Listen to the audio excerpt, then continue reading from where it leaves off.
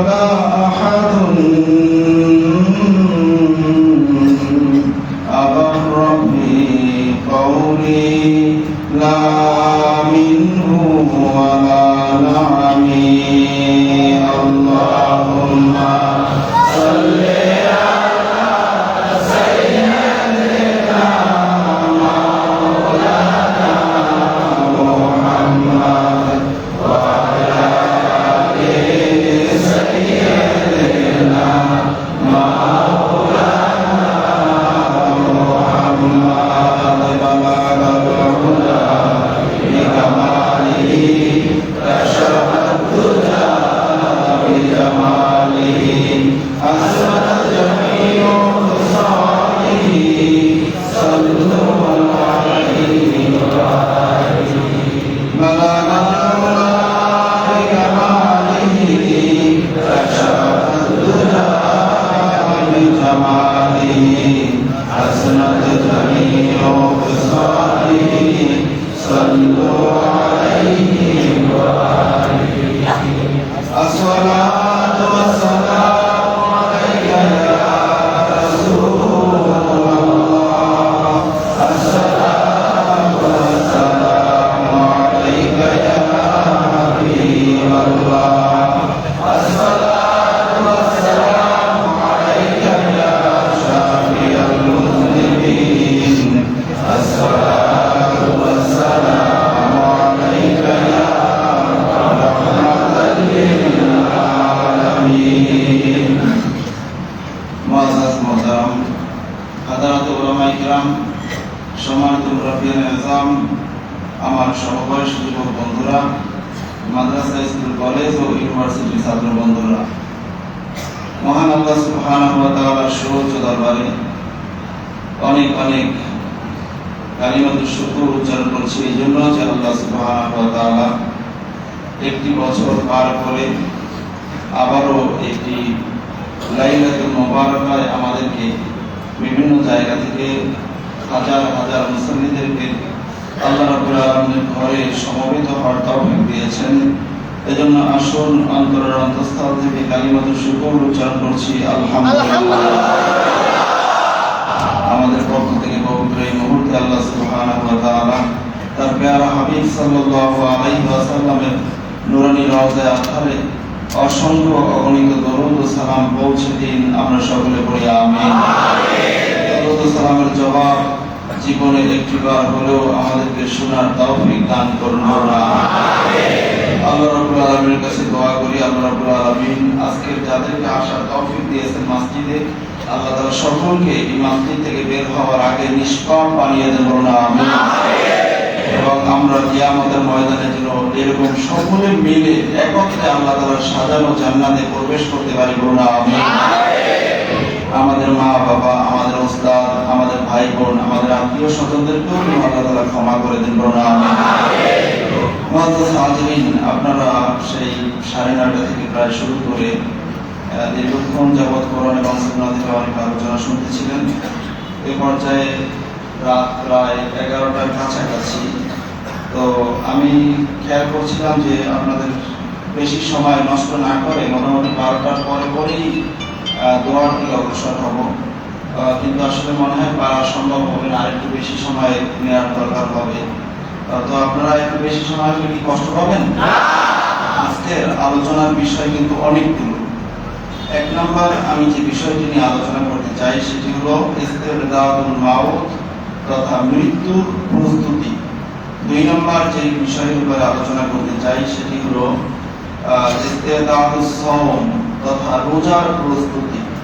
3 নম্বর যে বিষয়টি আলোচনা করতে চাই সেটি হলো আপনাদের কিতাব থেকে প্রায় সময় আমাকে প্রশ্ন করা হয় ফোনে বা সাক্ষাতে যে হুজুর ভোট দিব কাকে। এ ব্যাপারে হাজার হাজার মুসলিম সারা দেশের মানুষ এখানে যেহেতু আমরা অবগত হই, আমাদের একটা স্বচ্ছ ধারণা থাকা দরকার, ঠিক কিনা বলেন? এই ব্যাপারেও কিছু আলোচনা করবো এবং 4 নম্বরে আলোচনা করতে চাই আজকের রজনীতে বাকি রাতটুকু আমরা কিভাবে কাটাবো, কি আমল করবো ইনশাআল্লাহ। 4টি বিষয় অত্যন্ত ব্যাপক বিষয়।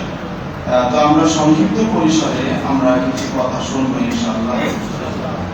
1 নম্বর যে বিষয়টি বলছিলাম, ইস্তেদাদুল মাউত, তথা মৃত্যুর প্রস্তুতি। ভাইরা আমার, এই পৃথিবীতে যতগুলো সত্য কথা আছে তার মাঝে অন্যতম একটি সত্য কথা, আমি কিন্তু মারা যাব। এখানে যারা আমরা আছি কেউ কখনো কিয়ামত পর্যন্ত হায়াত নিয়ে আসেনি, অথবা হায়াতে খিজির নিয়ে কেউ আসি নাই যে আল্লাহ তাআলা আমাদেরকে অনেক শত শত বছর আমাদেরকে জীবন দিবেন। এই বিষয়টা এত অনিশ্চিত, কিন্তু অনিশ্চিত থাকার পরেও অনিশ্চিত কত সময়ের দিক থেকে, বিষয়টা নিশ্চিত কিন্তু সময়ের দিক থেকে অনিশ্চিত। কখন কি হয়ে যায় এটা বলা যায় না। হতে পারে এখনো হতে পারে, 5 ঘন্টা পরেও হতে পারে, 5 দিন পরেও হতে পারে, 5 মাস, 5 বছর, 50 বছর পরেও হতে পারে। ঠিক না বলেন? এমন একটা বিষয় যেটার গ্যারান্টি আছে, কিন্তু এই বিষয়টা কিন্তু আমাদের ব্রেনে সবসময় থাকে না। আমরা এই বিষয়টাকে যদি সবসময় সাথে নিয়ে চলতে পারতাম, তাহলে আমাদের জীবন জিন্দেগি অনেক খুঁচালো হয়ে যায়, অনেক পরিপাটি হয়ে যায়। যেভাবে আমরা জীবনকে পরিচালনা করি, এভাবে জীবনটা আমাদের থাকতো না। এখন দেখেন, আমাদের সমাজে যে মিল্ক ফ্যাক্টরি আছে, যে কোনো বিষয় যখন বানানো হয় তার উপরে কিন্তু একটা এক্সপায়ার ডেট বসানো হয়, একটা মেয়াদ উত্তীর্ণ একটা তারিখ দেওয়া হয়। প্রত্যেকটা ঔষধ যখন আপনি কিনতে যাবেন, দেখবেন ঔষধের গায়ে কিন্তু মেয়াদ উত্তীর্ণের তারিখ দেওয়া থাকে।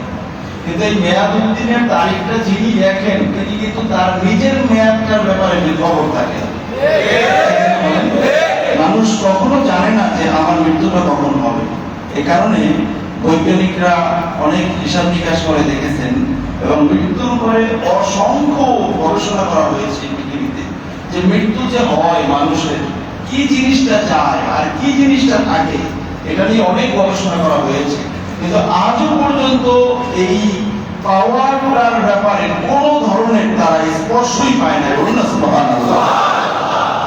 আর বৈজ্ঞানিকরা বলেছেন, একজন মানুষ মারা যেতে লাগে মাত্র কয়েক সেকেন্ড, মাত্র কয়েক সেকেন্ড, 3, 4, 5 সেকেন্ড সময় লাগে এই মারা যাইতে। তাহলে এত ক্ষমতা, এত কিছু, এত ধাপক মাত্র 2, 3, 4, 5 সেকেন্ড এর মধ্যে শেষ। ঠিক কিনা বলেন? এই বিষয়টা আমাদের সবসময় মনে রাখতেই হবে, যেহেতু আমরা শেষ জামানার উম্মত। আগের জামানার উম্মত মারা যাইতো, স্বাভাবিকভাবে মারা যাইতো, কিন্তু আমরা এখন কে কখন কি কারণে মারা যায়, কে কার মাথার উপরে বাস দেয়, কে কোন জায়গা থেকে গুলিবিদ্ধ হয়, এটা কখনো বলা যায় না। ঠিক কিনা? আমাদের দেশের ইতিহাস এরকমও আছে, নিষ্পাপ শিশু দোতলা 3 তলার বারান্দায় দাঁড়িয়ে আছে, নিচ থেকে গুলি করা হয়েছে আরেকজনকে কেন্দ্র করে, সেই গুলি গিয়ে নিষ্পাপ শিশু দুনিয়া থেকে বিদায় নিয়েছেন। এমন ইতিহাস আমাদের দেশে আছে। এমনও ইতিহাস আছে যে মায়ের পেটে থাকাকালীন, দুনিয়াতে এখন আসে নাই, 8 মাস 9 মাস এই অবস্থায় মাও মারা গেছে, পেটের সন্তানও মারা গেছে। তাহলে মৃত্যুর কি কখনো কোনো সময় বলা যায় যে কখন মৃত্যুটা আসবে? ভাইয়েরা আমার, এটা বলা যায় না। এই দুনিয়াতে আমাদেরকে এজন্য যতদিন আমরা থাকবো, সব সময় সার্বক্ষণিক আমাদেরকে মৃত্যুর প্রস্তুতিটা রাখতেই হবে। ঠিক না বলেন? মৃত্যুর প্রস্তুতি দেখি, আমি যে মারা যাব, আমি যে যাব, মারা যাব, আমি ঢাকা যাব, আমি মক্কা যাব, আমি মদিনা যাব, যাব কথা ব্যবহার করি, মারার ক্ষেত্রেও মারা যাব। ঠিক না বলেন? একটা জায়গা আমার গন্তব্য আছে, সেখানে আমি যাব। ওই জায়গায় গেলে আমাকে কতদিন থাকতে হবে, এটা হিসাব করে ওই জায়গায় যাওয়ার প্রস্তুতিটা মানুষ গ্রহণ করে। ঠিক না বলেন? একটা মানুষ সফরে গেলে, 5 দিনের সফরে গেলে, ওই 5 দিনে যা লাগবে এটা গ্রহণ করে, এটা সাথে করে নিয়ে যায়।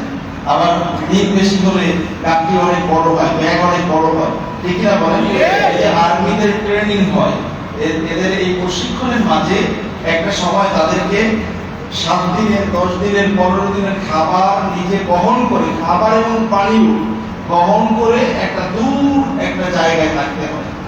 এখন এই 7 দিনের খাবার অথবা 15 দিনের খাবার, এটা কিন্তু তারা রেখে রেখে হিসাব করে করে খায়। এবং এই এতদিনের খাবার যদি সে বহন করে নিয়ে না যায়, তাহলে ওখানে গিয়ে সে খাবার এবং পানীয় কোনো কিছুই পাবে না। এখন আমরা মারা যাব, আমাদের প্রথম ঘাঁটি হলো কবর। এই কবরে থাকতে হবে হাজার হাজার নয়, লক্ষ লক্ষ বছর, লক্ষ লক্ষ বছর। কবরের পরে আবার উঠবো হাসরের ময়দানে, সেখানে আল্লাহ রাব্বুল আলামিন নিজেই বলছেন যে 50,000 বছর থাকতে হবে। এরপরে হিসাব নিকাশ শুরু হবে। হিসাব নিকাশ দিতে কত বছর যে থাকবে। আমি একটা বর্ণনা এক জায়গায় পেয়েছি, হযরত ওমর রাদিয়াল্লাহু তাআলা আনহু ইন্তেকালের 12 বছর পরে এক সাহাবী তাকে স্বপ্নে দেখছেন। স্বপ্নে দেখার পরে বলতেছেন যে হুজুর, আপনি তো অর্ধজাহানের খলিফা ছিলেন, তো আপনি তো মারা গেছেন 12 বছর হলো, তো আপনার সাথে আল্লাহ রাব্বুল আলামিন কেমন আচরণ করেছেন? সাইয়েদনা হযরত ওমর রাদিয়াল্লাহু আনহু শরীর ঝাঁকি দিয়ে বলতেছেন যে আমি যেই দিন মারা গেছি ওই দিন থেকে আমার হিসাব নিকাশ নিয়ে আমি রব্বুল আলামিনের সামনে ছিলাম, এইমাত্র আমি আমার হিসাব বুঝিয়ে আল্লাহ তাআলার দরবার থেকে বের হলাম। বলুন না সুবহানাল্লাহ। ওমর রাদিয়াল্লাহু আনহু যদি লাগে 12 বছর, আপনার আমার লাগে কত বছর? এরপরে হিসাবের পরে হয় জান্নাত না হলে জাহান্নাম। এই জান্নাত এবং জাহান্নাম এটা হলো চিরস্থায়ী, খালিদিনা ফিহা।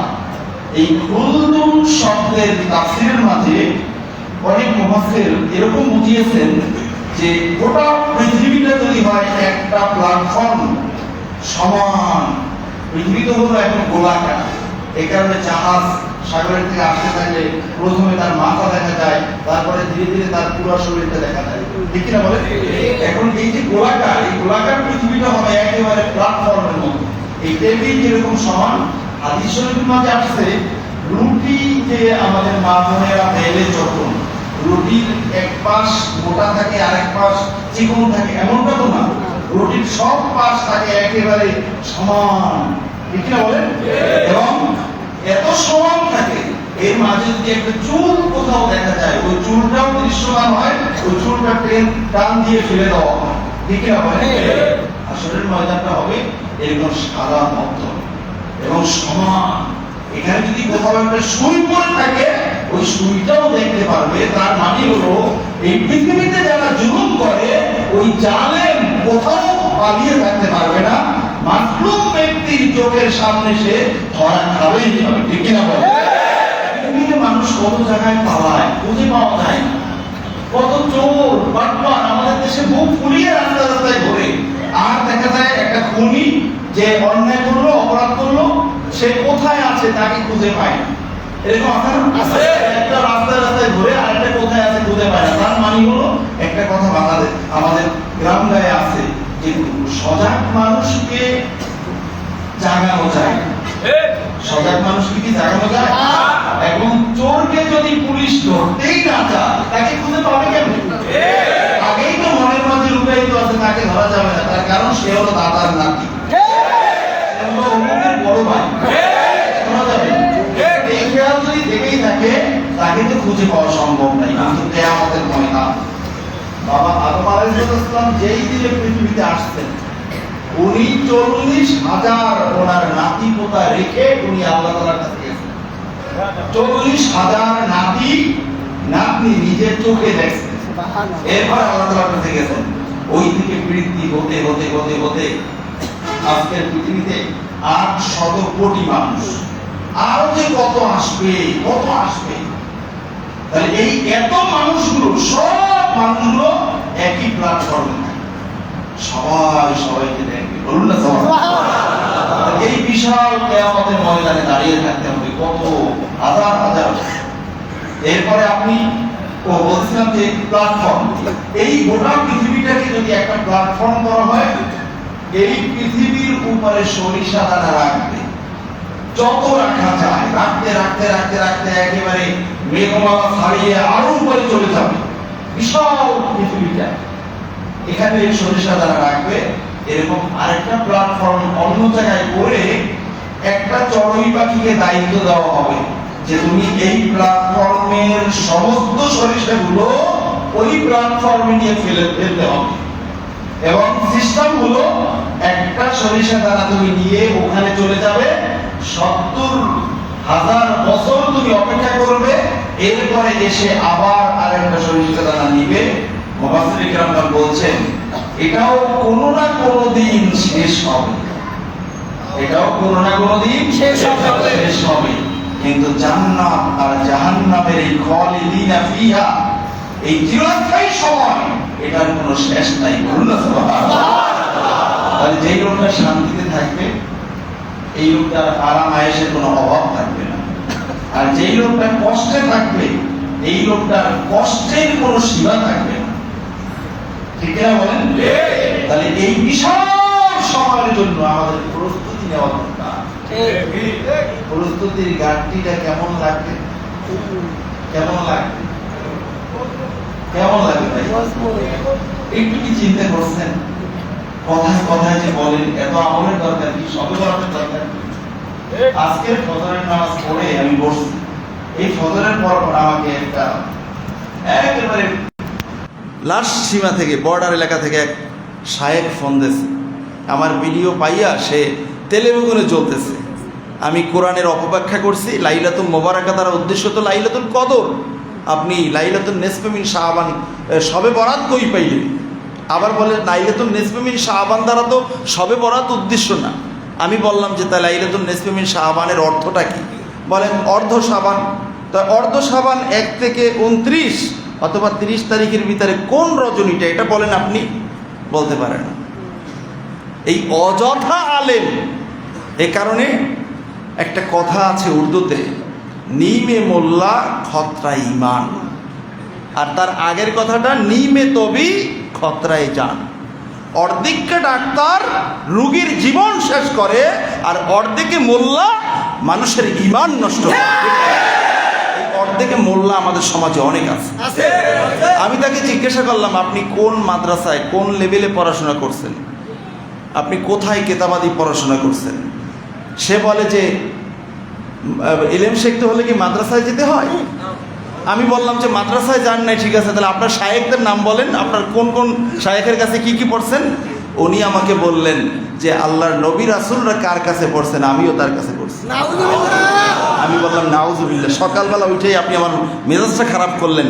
আপনি তাহলে নিজেকে নবীর ভিতরে শামিল করলেন? আপনার সাথে কোনো কথা বলাই তো দরকার নাই, কারণ আপনি তো এই আল্লাহ রসুল, নবী রাসূলদের কাতারে নিজেকে নিয়ে গেছেন। আপনি আল্লাহর কাছে গেলেন শিখেন। তার মানে শয়তানির আর কোনো শেষ নাই, ঠিক কিনা? এই ধরনের আলেম, এই ধরনের শায়েখ আমাদের সমাজে অনেক আছে।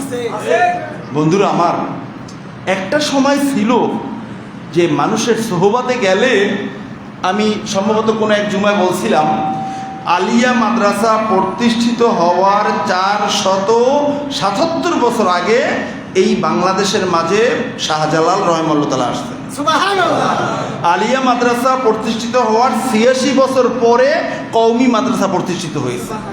তার মানে কওমি মাদ্রাসা প্রতিষ্ঠিত হওয়ার প্রায় 600 বছর আগে শাহজালাল রহমাতুল্লাহ তাআলা এই দেশে আসছেন।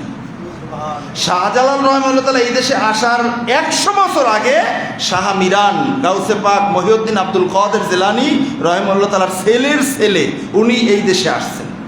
তাই এই 600 বছর পর্যন্ত এই দেশের মানুষ ইসলাম শিখছেন এই সমস্ত পীর আউলিয়াদের মাধ্যমে। তখন মাদ্রাসা ছিল না, তখন তাদের কাছে গেলে মানুষ তাদের কাছে গিয়া ফরজ আন্দাজ এলেম শিখে আসতো। এর পরবর্তীতে মানুষের মাঝে অলসতা শুরু হয়ে গেছে, আর ওই ধরনের পীর আর খুঁজে পাওয়া যায় না। এখন বর্তমানে বাংলাদেশের মাঝে পীরের অভাব নাই, কিন্তু পীরের ধান্দা থাকে শুধুমাত্র মুরিদের পকেটের দিকে, ঠিক কিনা বলে? ওই সমস্ত পীরেরা না খাইয়া ইসলাম প্রচার করছে। তাদের পেটে খাবার ছিল না।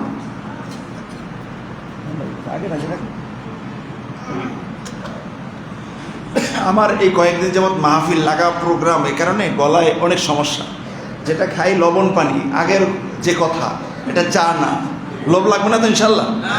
এই গরম পানি খাইতে হবে, নাহলে কথা বলতে পারবো না। মাহফিলে গেলেও পাশে বসাই রাখি, 1 লিটার 1.5 লিটার পানিও গরম পানি চলে যায়।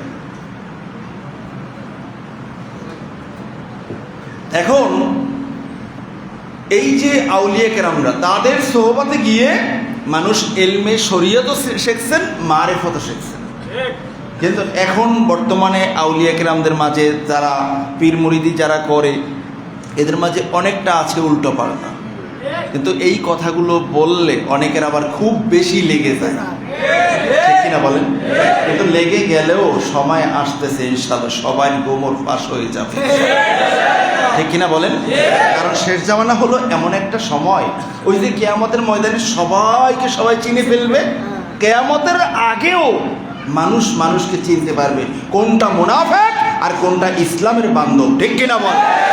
ইতিমধ্যেই আমাদের কাছে অনেকের মুখোশ উন্মোচিত হয়ে গেছে অলরেডি, ঠিক কিনা বলেন? বুঝতেছেন কথা নাকি আরো বিস্তারিত? আর বিস্তারিত দরকার নাই নাকি? ইসলাম, আমি মুসলমান, আমার মূল কার্যক্রম হবে ইসলামের ভাবধারায়। ইসলাম প্রচার করতে গিয়ে, ইসলাম কায়েম করতে গিয়ে অন্য কারো কাছ থেকে কিছু ধার আনার দরকার নাই। তাহলে তার মনের মাঝে এটাই লালন পালন করে যে ইসলাম পরিপূর্ণ জীবন ব্যবস্থা নয়, ঠিক কিনা বলে? অথচ আল্লাহ রসুল পর্দা করার 81 দিন আগে জাবালে রহমাতের উপরে এখনো পিলারটা করা আছে, যেখানে দাঁড়িয়ে নূর নবীজি আমার ভাষণ দিয়েছিলেন। জাবালে রহমাতে যাবেন আরাফার ময়দানে, এখনো পিলারটা দেখা যায়, এরকম মোটা একটা পিলার করা আছে ওখানে। এই জায়গায় আয়াতে কারিমা নাজিল হয়েছে, আল ইয়াউমা আকমালতু লাকুম দীনাকুম। হাবিব আমার, বন্ধু আমার, আপনি 23 বছর যাবত অনেক কষ্ট করেছেন, আপনার রক্ত মোবারক ঝরে ঝরে আপনার জুতা মোবারক আটকে গেছে, আপনার দান মোবারক তারা শহীদ করেছে। আপনার এই পরিশ্রম আমি রাব্বুল আলামিন কবুল করে নিয়েছি, আপনার দিনকে আমি পরিপূর্ণ করে দিলাম। সুবহানাল্লাহ। সেই পরিপূর্ণ দিনের উপরেই আমরা আছি, ঠিক কিনা বলেন? সুতরাং যেখানে যা প্রয়োজন ইসলাম থেকে নিতে হবে, অমুসলিম থেকে নেওয়া যাবে না। এখন অমুসলিম থেকে নেওয়া তো যাবে না, অমুসলিমদেরকে ডাইকে ডাইকে পকেটে ঢুকাই, আছে কি নাই? তাহলে এটা কেমন ইসলাম? ভাইয়ের আমার, এখন দেখেন আমাদের মৃত্যুর প্রস্তুতি সার্বক্ষণিক লাগবে। মৃত্যুর প্রস্তুতি কি সার্বক্ষণিক লাগবে। তার কারণ আপনি বলতে পারেন যে হুজুর আমার দাড়ি তো এখনো ওঠেই নাই, আমার দাড়ি তো এখনো কালোই আছে, আমি তো এখনো অল্প বয়স, আমার দাদা মারা গেছে 80 বছরে, আমার বাবা মারা গেছে 70 বছরে, আমার তো একেবারে কম বয়স, আমি তো মারা আরো দেরিতে যাব, আরো পরে যাব, ঠিক কিনা বলেন? এখন দেখেন আল্লাহ তাআলা কি বলছেন, সূরা ইউনূস 49 নম্বর আয়াত। সূরা ইউনূস কি? এই পিছনে থাকাও কেন? এই কি পিছনে কি ভাই, কি সমস্যা? হ্যাঁ, কোনো সমস্যা? সূরা ইউনূস 49 নম্বর আয়াতে আল্লাহ রাব্বুল আলামিন বলেছেন, ইযা জাআ আজালুহুম ফালা ইস্তাখিরুনা সাআতাও ওয়ালা ইস্তাকদিমুন।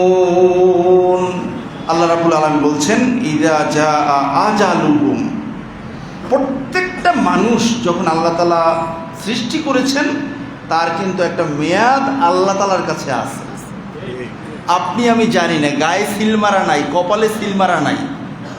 প্রত্যেকটা মাল কোম্পানি থেকে যখন বের হয় তার যেমনিভাবে সিল মারা থাকে, ঠিক তেমনিভাবে রাব্বুল আলামিনের পক্ষ থেকে যখন আমরা পৃথিবীতে আসছি আমাদেরও একটা ডেট কিন্তু লাগানো আছে।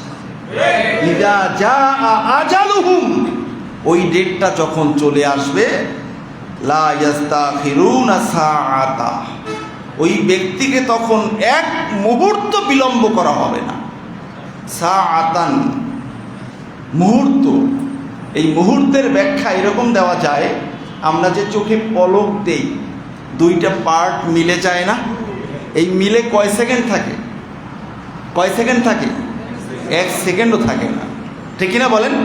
এই যতটুকুন সময় মিলে থাকে অতটুকুন সময় পর্যন্ত তার জান কবজ করতে মালাকুল মাউত বিলম্ব করবে না। বলুন না সুবহানাল্লাহ। এতটুকুন সময় দিবে না। তাহলে কি হবে? ওয়ালা ইয়াস্তাকদিমুন, এবং ওই সময়ের আগেও করা হবে না। যথা জায়গায় মালাকুল মাউতকে রাব্বুল আলামিন এত বেশি পাওয়ার দিয়েছেন। দাকাইকুল আখবার ইমাম গাজালি রহিমাহুল্লাহ তাআলা লিখছেন, মৃত্যু, মালাকুল মাউত জান কবজ করে, মৃত্যুবরণ করায়, মানুষকে মৃত্যুবরণ করায়। যখন এই মৃত্যুকে রাব্বুল আলামিন সৃষ্টি করলেন, মৃত্যুটা আল্লাহ তাআলার একটা সৃষ্টি, এটা একটা মাখলুক, এটার একটা রূপ আছে, হাদিসে তার রূপের ব্যাপারেও বর্ণনা আসছে।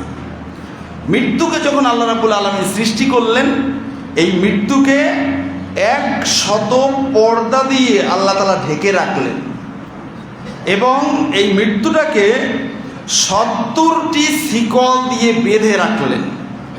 এরপরে এক একটা শিকল লম্বা হলো 1000 বছরের পথ। এত বিরাট আকৃতি দিয়ে এই মৃত্যুকে আল্লাহ তাআলা তৈরি করলেন। ফেরেশতারা বলতেছেন, ফেরেশতারা মাঝে মধ্যে ওই পর্দার পাশ দিয়ে যাচ্ছিলেন, হাঁটাচলা করতেন। ওই পর্দার 100 পর্দার ভিতর থেকে বিকট আওয়াজ পাওয়া যাইত, চিল্লানির আওয়াজ। ফেরেশতারা জানতেন না যে এই পর্দার ভিতরে কি আছে। আল্লাহ রাব্বুল আলামিন হঠাৎ করে একবার মালাকুল মাউত হযরত আজরাইল আলাইহিস সালামকে ডাক দিলেন। ডাক দিয়ে বললেন যে আমি রবের পক্ষ থেকে তোমাকে একটা দায়িত্ব দিতে চাই। তখন মালাকুল মাউত বললেন যে আল্লাহ তাআলা কি দায়িত্ব সেটা?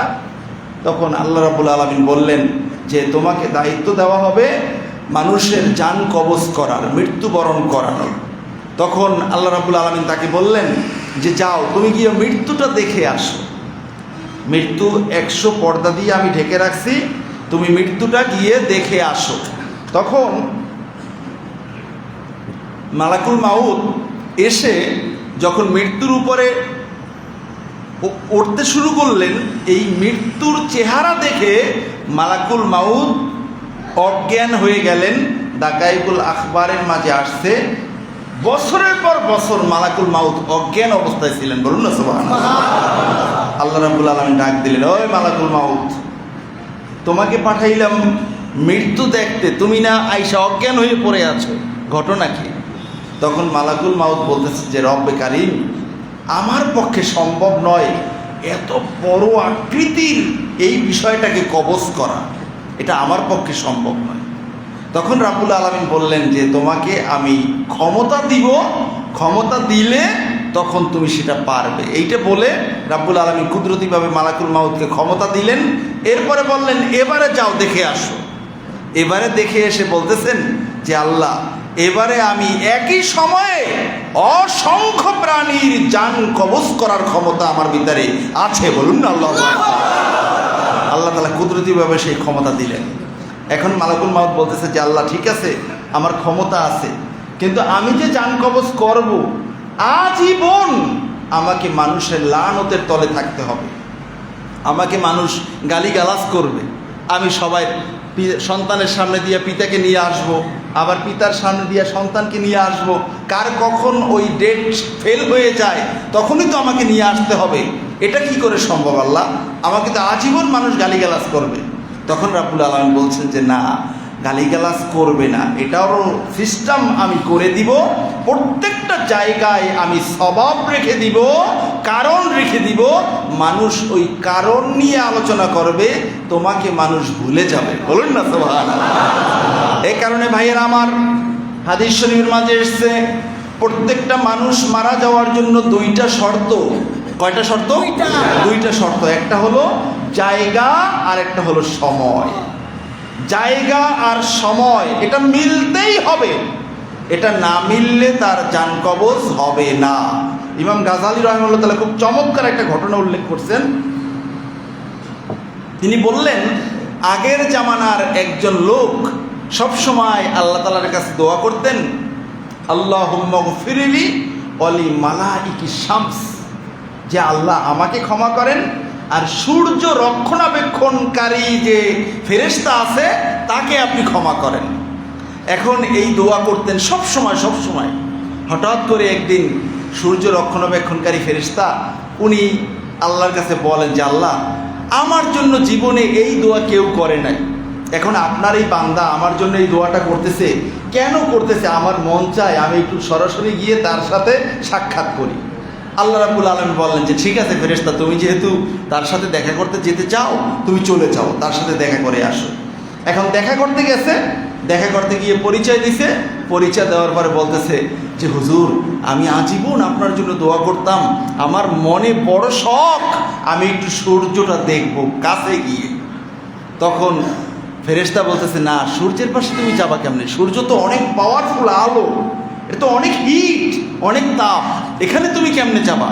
কয়, না, আপনি তো সূর্যের রক্ষণাবেক্ষণকারী, আপনি চাইলে আমাকে নিতে পারবেন, ওখানে সেভ করে আমাকে রাখতে পারবেন। তখন ওই ফেরেশতা আল্লাহর কাছে বললেন যে, আল্লাহ, এই বান্দা সে আমার জন্য দোয়া করতো, এখন সে তো আমার কাছে একটা দাবি করছে যে সূর্যটাকে কাছে গিয়ে দেখবে, এখন আমি কি করি? তখন আল্লাহ রাব্বুল আলামিন বলেন, আমার বান্দা যেহেতু তোমার জন্য সবসময় দোয়া করতো, তাহলে বান্দার মনের ইচ্ছা যেহেতু তোমাকে দেখা, সূর্য দেখার, তুমি যাও, তাকে সেখানে নিয়ে যাও। তো তখন ওই ফেরেশতা তাকে ডানায় করে ওই সূর্য দেশে নিয়ে গেছে, নিয়ে গিয়ে দাঁড়ানোর সাথে সাথে গিয়ে দেখে যে ওখানে মালাকুল মাউত উপস্থিত। মালাকুল মাউত একজন ফেরেশতা, সূর্যের রক্ষণাবেক্ষণকারী, উনিও একজন ফেরেশতা। ফেরেশতাকে দেখে ফেরেশতা সালাম দিলেন, আসসালামু আলাইকুম হুজুর, আপনি এখানে সূর্যের এখানে আসতেন কেন? আপনার তো এখানে কোনো কাজ নাই, আপনি যাবেন না পৃথিবীতে? আরে না, এই নামের একজন ব্যক্তি আল্লাহ তাআলা আমাকে বলছেন সূর্যের মাঝে এসে তাকে জান কবজ করতে। আমি এসে তো অবাক, সূর্যের মাঝে তো কেউ নাই, আমি জান কবজ কীভাবে করব? সময়ও ঘনিয়ে আসতেছে, তো ইতিমধ্যেই দেখতেছি সময় একেবারে কাটায় কাটায় মিল, আর তুমি তাকে এনে সূর্যের উপরে রেখেছো। বলুন না সুবহানাল্লাহ। তখন ফেরেশতা বললেন যে তুমি শুয়ে যাও, এখানেই তোমাকে জান কবজ করা হবে। তার মানে হলো রাব্বুল আলামিন বলছেন, আইনামা তাকুনু ইউদরিকুমুল মাউতু ওয়ালাউ কুনতুম ফি বুরুজিম মুশাইয়াদা। আল্লাহ বলছেন, আইনামা তাকুনু, তুমি যেখানেই থাকো না কেন, ইউদরিকুমুল মাউত, তোমাকে মৃত্যু তোমাকে গ্রাস করে নিবেই। ইউদরিকুম মানে একেবারে আপনাকে আচ্ছাদিত করে ফেলবে, যেখানেই থাকেন না কেন আপনার সময় হবে, আপনাকে ওখানে ধরবেই। ওয়ালাউ কুনতুম ফি বুরুজিম মুশাইয়াদা, যদিও আপনি বিশাল, এই মুশাইয়াদার তাফসির আমি অনেকগুলো তাফসির দেখেছি, আকাশ সমান একটা অট্টালিকা কেউ করলো এবং সেখানে টাইলস করে এমনভাবে সে বায়ু নিরোধক করছে যে একটু বাতাসও সেখানে ঢুকতে পারে না, একেবারে আকাশের উপরে শেষ ফ্লোর, ওখানে যদি থাকে ওখানে গিয়েও মালাকুল মাউত তার জান কবজ করবে। বলুন না সুবহানাল্লাহ।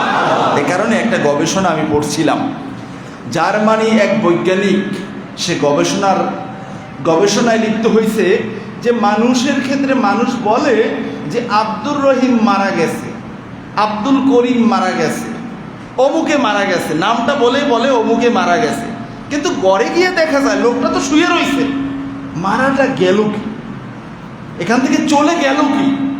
তখন সে গবেষণায় লিপ্ত হলো, গবেষণা করতে করতে অনেকগুলো মুমূর্ষু ব্যক্তির পাশে গিয়ে গবেষণা চালাইয়া কোনো কিচ্ছু যাইতে দেখে না, এমনকি মেশিনেও কোনো কিছু যাওয়ার ধরা খায় না যে এই জিনিসটা বের হয়ে চলে গেছে।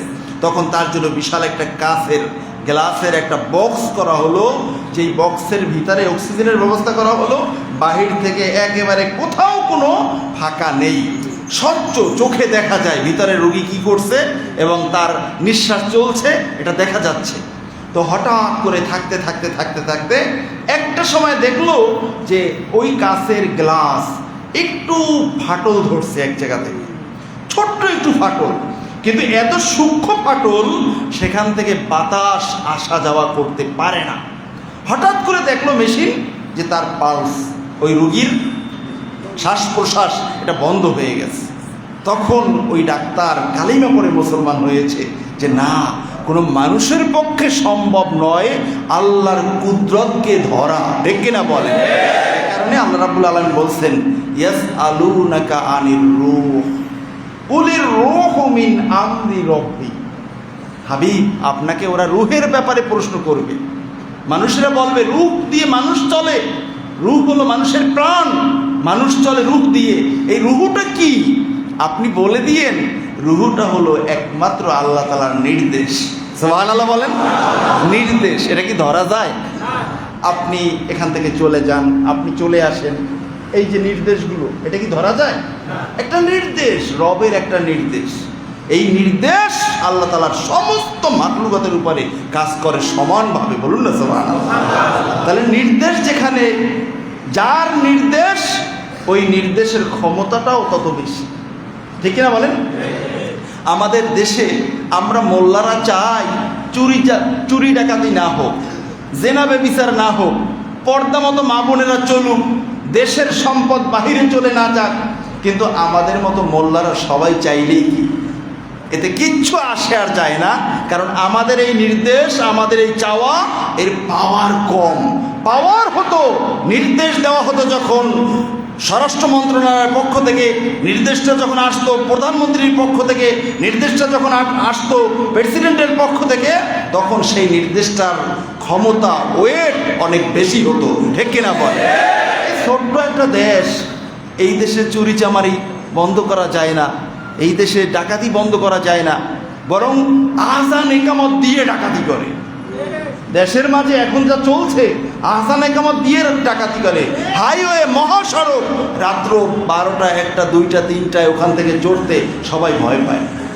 তাহলে দেশটা কেমনে চলে? সুতরাং আমরা যতই চিল্লাপাল্লা করি না কেন, এই নির্দেশের কোনো পাওয়ার নেই। পাওয়ার আসতে হবে সর্বোচ্চ পদ থেকে। ঠিক কিনা বলে? এমন একটা পাওয়ারই দেশ আমরা দেখতে চাই কি চাই না?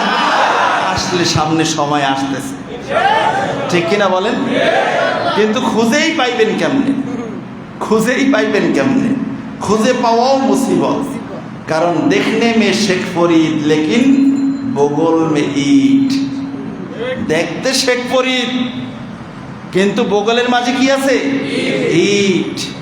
গল্প একবার শোনাইছিলাম না অনেক আগে, জানেন?